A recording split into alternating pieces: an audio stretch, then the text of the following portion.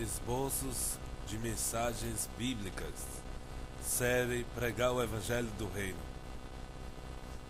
Mateus 24 narra que depois de falar acerca dos eventos que precederiam sua segunda vinda, o Senhor Jesus apresentou um acontecimento que está diretamente relacionado com o fim dos tempos: a pregação do Evangelho do Reino. Mateus 24:14. Mas que Evangelho do Reino é esse? E como pregar esse Evangelho?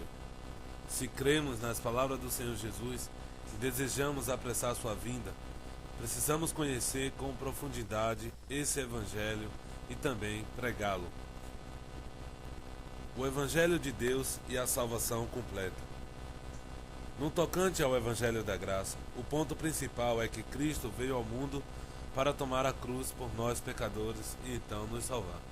Quando cremos com o coração e confessamos com a boca que Jesus é o Senhor, fomos salvos em nosso espírito humano, que estava mortificado como resultado da queda ocorrida em Gênesis 3. Ao crer no Senhor, recebemos também a promessa de que nosso corpo corruptível será transformado num corpo de glória na segunda vinda de Cristo. De acordo com a revelação da Bíblia, o homem é um ser tripartido, possui um espírito, corpo e também uma parte chamada alma. Por meio do Evangelho da Graça, Deus salvou nosso espírito e nos garantiu a salvação de nosso corpo. No entanto, para que obtenhamos o fim de nossa fé, precisamos salvar nossa alma. Quando isso ocorrer, teremos a salvação completa, que nos qualificará a reinar com o Senhor Jesus por 1000 anos. A salvação da alma está totalmente relacionada com o Evangelho do Reino. E o ponto principal desse Evangelho é o negar a si mesmo. Em Mateus 16:24, temos a passagem da Bíblia que melhor explica o que é o Evangelho do Reino. É um Evangelho que prega a renúncia a si mesmo, a ida à cruz e o seguir o Senhor e seu mover, ou seja, sua obra aqui na terra. Como dissemos, o Evangelho da Graça se resume em Cristo ter tomado a cruz por nós.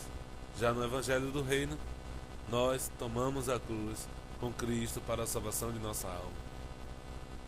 A parousia do Senhor e o julgamento dos filhos de Deus. A segunda vinda do Filho do Homem será principalmente para julgamento, conforme vemos em Judas 14-25. Os versículos relacionados com a volta do Senhor no livro de Mateus têm como objetivo fazer-nos entender que inicialmente ele virá sobre as nuvens com poder e muita glória. Essa vinda do Senhor nos ares se chama parousia, quando ele executará seu julgamento. Em 1 Pedro 4,17, parte A, lemos: porque a ocasião de começar o juízo pela casa de Deus é chegada. Embora a segunda vinda de Cristo se destine ao julgamento em seu tribunal, se tivermos a vida de Deus crescida e amadurecida, à luz desse versículo já teremos sido julgados por Deus. Entretanto, se durante o tempo que vivermos na terra nossas obras e atos não forem condizentes com a vontade de Deus, Ele irá nos julgar e disciplinar naquele dia. Em Mateus 16:27 lemos: porque o Filho do Homem há de vir na glória de seu Pai com os seus anjos, e então retribuirá a cada um conforme as suas obras. Nesse versículo o Senhor nos diz que voltará e que sua segunda vinda será acompanhada do julgamento. Qual será o critério de julgamento utilizado pelo Senhor naquele dia? Para saber isso, precisamos considerar o contexto que precede o versículo 27 de Mateus 16.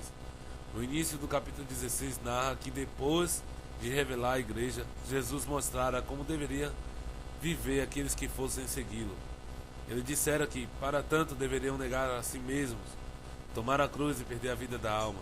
Isso significa que Ele julgará se negarmos a vida da alma ou não.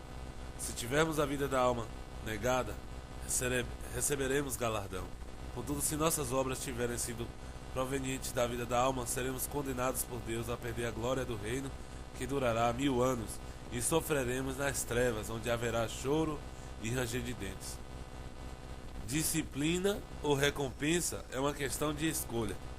Quando o Senhor voltar, em sua parousia, trará em sua companhia os cristãos que dormem. Os mortos em Cristo ressuscitarão primeiro, e depois os que estiverem vivos serão arrebatados juntamente com eles e se encontrarão com o Senhor nos ares. Podemos ver isso em 1 Tessalonicenses, capítulo 4, versículo de 14 a 17. Em sua primeira epístola, Pedro escreveu: os quais hão de prestar contas àquele que é competente para julgar vivos e mortos. Isso significa que todos os filhos de Deus, sem exceção, passarão pelo julgamento de Cristo. A escolha de negar ou não a vida da alma é pessoal. Eu escolho se tomo ou não a cruz, e isso será determinante para a minha participação no reino ou nas trevas exteriores, onde haverá choro e ranger de dentes. Além disso, naquele dia, a camaradagem não autorizará ninguém a participar da manifestação do reino. Somente participaremos da glória do reino como recompensa se decidirmos hoje perder a vida da alma, como o próprio Senhor Jesus disse: quem quiser perder a vida por minha causa, achá-la. Jesus é o nosso Senhor.